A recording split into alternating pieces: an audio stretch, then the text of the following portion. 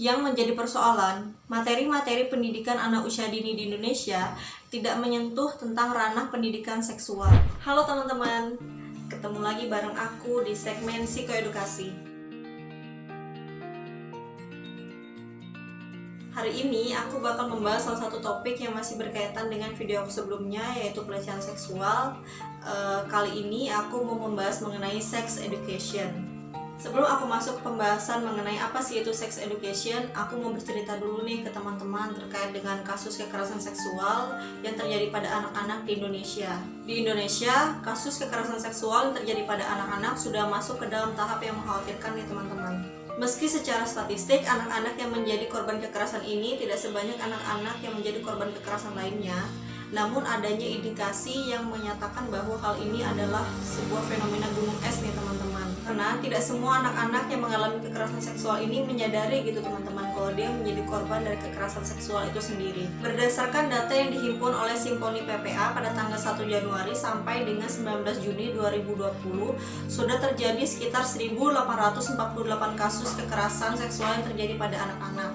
Angkanya ini tentunya termasuk tinggi dan tergolong dalam kategori yang mengkhawatirkan. Makin merebaknya kasus kekerasan seksual yang terjadi pada anak-anak tentunya tidak hanya menuntut kita sebagai orang dewasa agar semakin waspada, namun juga membutuhkan langkah nyata dari kita agar dapat mengedukasi anak-anak ini sehingga dapat mengenali secara dini bahaya yang akan terjadi terhadap mereka.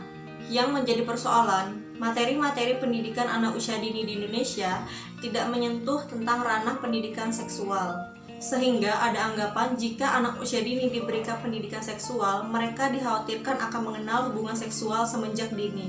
Untuk itu, mari kita bahas apa itu sex education. Istilah pendidikan seks atau sex education pertama kali diperkenalkan di negara barat, yaitu di negara Swedia pada tahun 1926. Dan untuk di Indonesia sendiri nih teman-teman, pembicaraan mengenai pendidikan seks ini baru resmi diadakan pada tanggal 19 September 1972 dalam salah satu ceramah yang dilaksanakan di Fakultas Kedokteran Universitas Padjadjaran. Gerakan untuk pendidikan seksual ini juga terjadi dan gencar-gencar yang terjadi di Amerika Serikat sekitar abad ke-19 sampai awal abad ke-20. Oke, untuk lebih lanjutnya kita perlu tahu nih apa itu sex education. Menurut penelitian yang dilakukan oleh Nawita pada tahun 2013, sex education adalah salah satu bentuk pemberian informasi mengenai nama dan fungsi anggota tubuh, perbedaan jenis kelamin, serta pemahaman mengenai aktivitas seksual dan juga pengetahuan mengenai peran gender yang ada di masyarakat. Lebih lanjut dalam penelitian ini juga mengungkapkan nih teman-teman, tujuan utama dari pemberian sex education pada remaja bukan untuk remaja tersebut mencoba aktivitas seksual tersebut teman-teman, namun lebih agar remaja tersebut tahu bagaimana cara bersikap dalam hal seksual sesuai dengan norma agama, kesusilaan, dan sosial yang ada di masyarakat. Tujuan lainnya dari pemberian sex education pada anak-anak adalah agar anak-anak dapat terhindar dari perilaku pelecehan seksual yang mengincar dirinya. Seperti anak-anak dapat mengetahui bagian tubuh mana saja yang boleh disentuh dan tidak boleh disentuh oleh orang lain.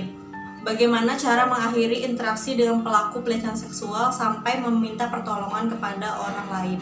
Seperti penelitian yang dilakukan oleh Dewi dan Kurniawan pada tahun 2019, didapatkan temuan bahwa sebelum anak-anak tersebut diberikan sex education, mereka memiliki pemahaman mengenai seksualitas itu sebesar 39% nih teman-teman. Namun ketika mereka diberikan pemahaman mengenai sex education, pemahaman mereka meningkat menjadi 75%.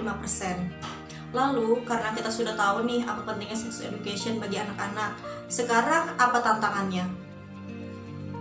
Tantangannya di masyarakat kita, seringkali orang tua kesulitan untuk menyampaikan sex education yang paling tepat bagi anak-anaknya. Untuk itu, aku ingin membagikan suatu informasi dari sebuah penelitian yang menurut aku cukup relevan dan masih bisa digunakan saat ini dalam rangka memberikan seks edukasi pada anak. Penelitian ini dilakukan oleh Jatmikowati dan kawan-kawan pada tahun 2015. Mereka membagi informasi mengenai sex education ini ke dalam 3 aspek, yaitu aspek kognitif, aspek afektif, dan juga aspek psikomotorik. Aspek kognitif dalam pemberian seks edukasi pada anak seperti mengenalkan kepada anak tentang fungsi dari anggota tubuhnya beserta dari organ-organ tubuhnya. Aspek afektif seperti anak menerima perbedaan jenis kelamin antara laki-laki dan perempuan beserta dengan peran gendernya. Sedangkan aspek psikomotorik seperti anak diajarkan agar dapat makan menggunakan tangan kanan, serta anak laki-laki dan perempuan tidak diperkenankan tidur dalam satu kamar.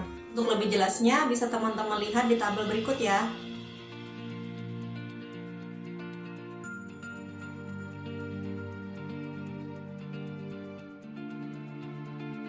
Pengalaman seks keliru yang terjadi pada anak tentunya dapat memberikan dampak negatif terhadap seorang anak, seperti adanya kesalahan dalam pengenalan organ reproduksinya, sampai adanya penyimpangan seksual di hari kemudian.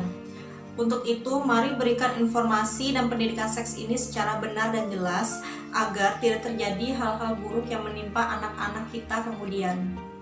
Sekian video hari ini, semoga dapat memberikan manfaat. Untuk sharing-sharing pengalaman, kritik, dan juga masukan, boleh banget kalian tulis di kolom komentar. Kemudian, jangan lupa like dan share video ini jika teman-teman merasa video ini dapat memberikan manfaat bagi teman-teman. Dan juga jangan lupa subscribe channel ini, karena nantinya aku akan membuat video-video edukatif lainnya. Sampai jumpa di video berikutnya. Dadah!